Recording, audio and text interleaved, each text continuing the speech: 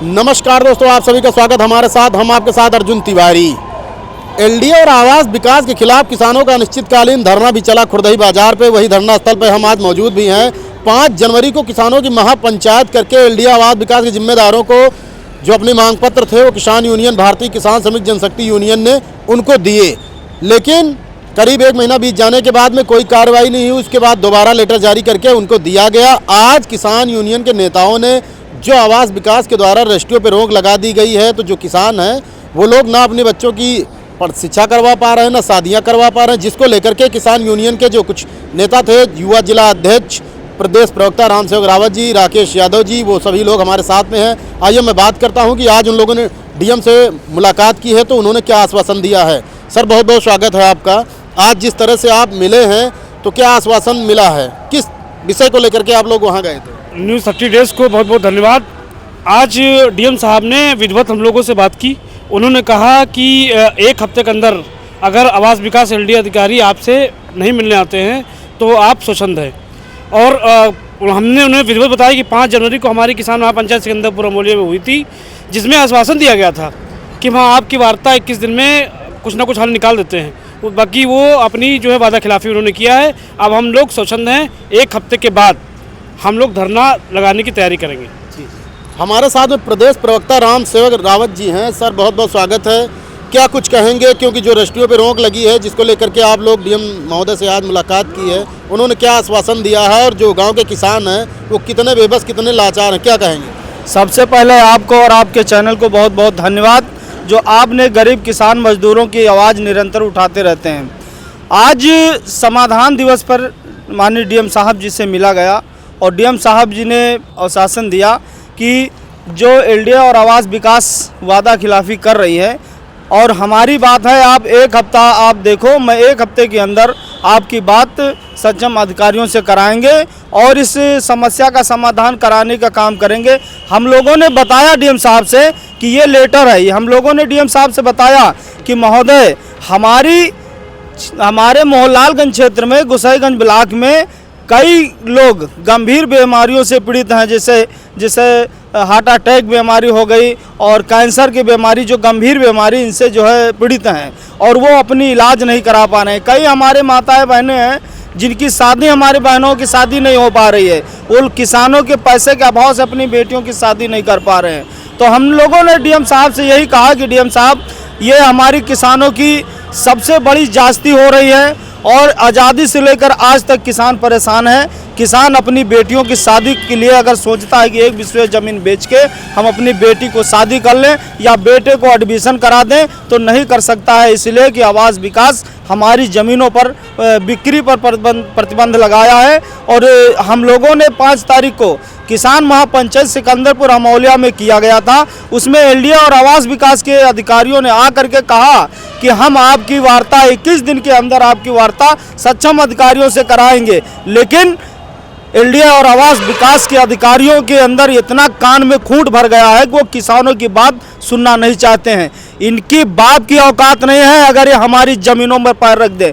मैं फिर कहना चाह रहा हूँ कि मत छोड़ो इन किसानों को, नहीं तो लड़ना मुश्किल होगा और ऐसे लिखेंगे इतिहास कि पढ़ना मुश्किल होगा। एलडीए और आवास विकास कान खोल कर सुन ले, ज़मीनों पर पांव रखने नहीं देंगे जब तक हम किसानों से आप सहमति नहीं लोगे, क्योंकि 2013 अधिनियम जो कह रहा है, इसके अधिनियम से आपको अधिग्रहण करना पड़ेगा। और आवास विकास को भी बताना चाहता हूं, तुम भी कान खोल कर सुन लो, जब तक हम किसानों से वार्ता नहीं करोगे और हमारे, तब तक हम आपको ज़मीनों पर पैर रखने नहीं देंगे। अंजाम चाहे जो हो, अंजाम की कोई वो नहीं होती है, क्योंकि लड़ाई अगर अपने हक और अधिकार की लड़ाई नहीं लड़ सकते हैं तो जीना धिक्कार है। हक और अधिकार की लड़ाई लड़ना है, अपनी ज़मीन को बचाना है, हर हाल में बचाई जाएगी। मैं यही फिर पुनः कहना चाहता हूं कि अभी वक्त है, वक्त के पहले समझ जाओ, किसानों से बैठ कर वार्ता कर लो, अभी कुछ बिगड़ा नहीं है, वरना आपको विकास करने नहीं दिया जाएगा। उसकी बात जो होगा वो सब देखा जाएगा। हाँ, एलडीए आवास विकास जो भी बार आई, आप लोग पिछले संगठन में थे, आपने चलाया आंदोलन, उसमें भी यही कहा गया, इसमें भी यही कहा जा रहा है। कितना भरोसा कर रहे हैं डीएम महोदय पर आप? दूसरी बात ये है कि 10 दिन के बाद ऐसा न हुआ तो क्या करेंगे, क्या रणनीति है किसान यूनियन की आपकी? देखिए, डीएम साहब जो हैं, अभी डीएम साहब की जो रवैया है और डीएम साहब का जो तजुर्बा है, डीएम साहब का जो बात करने का जो ढंग है अभी तक बहुत अच्छा है। अभी तो ये लग रहा है, हम किसानों को तो यही लग रहा है कि डीएम साहब हम किसानों को बुरा नहीं होने देंगे, क्योंकि अगर कोई अच्छा अधिकारी आता है तो किसानों की बड़ी एक लालसा होती है और हर एक वर्ग को बड़ी लालसा होती है कि हमको इनसे न्याय मिलेगी।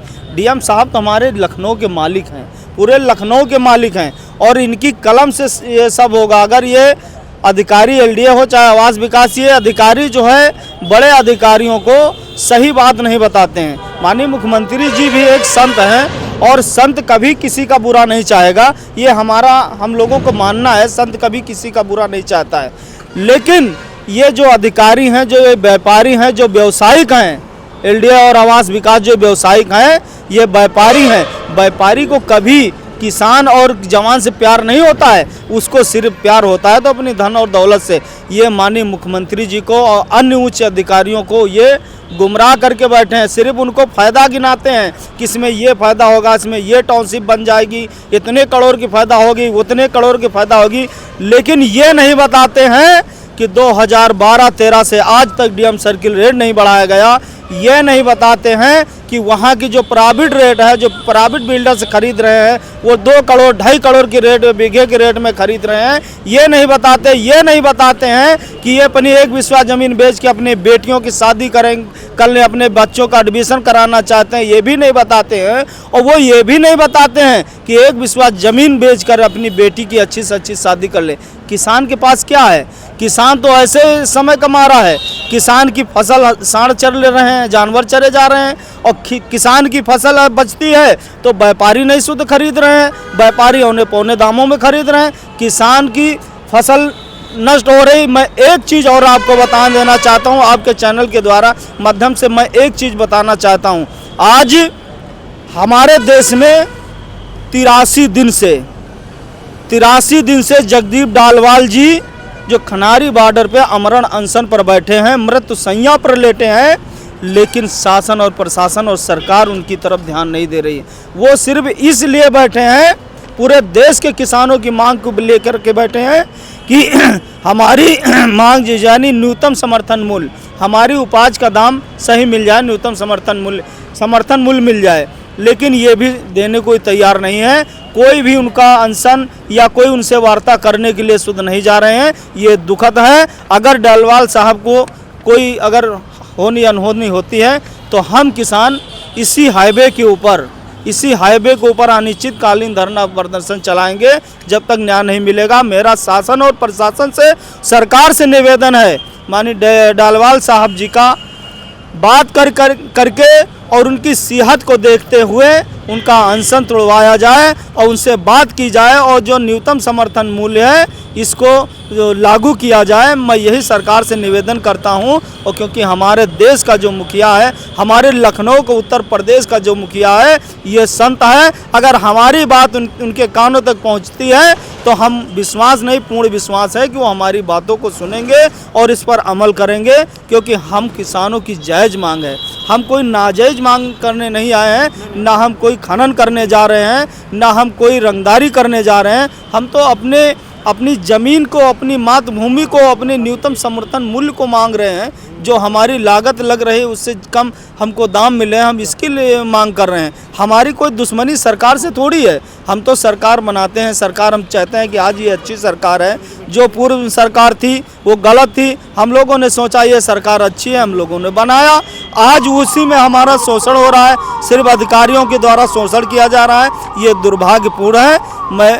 इसीलिए मैं आज डीएम साहब के पास हम लोग गए और एक नई उम्मीद जागी। जैसे डीएम साहब ने बात की और बात करके उनके जो स्वभाव को देखते हुए हम लोगों को लगा कि अब हम लोगों को न्याय मिलेगा। तो जैसा कि आपने देखा, हमारे साथ में प्रदेश प्रवक्ता भारतीय किसान समिति जनशक्ति यूनियन के राम सेवक जी थे, युवा जिला अध्यक्ष राकेश यादव जी हमारे साथ में थे और उन्होंने बताया कि आज डीएम को हम लोगों ने अपना वो मांग पत्र दिया है जिससे हमारी जो आवास विकास के द्वारा रजिस्ट्रियों पर रोक लगी है उनको खोला जाए। अर्जुन तिवारी, न्यूज़ 30 डेज से नमस्कार।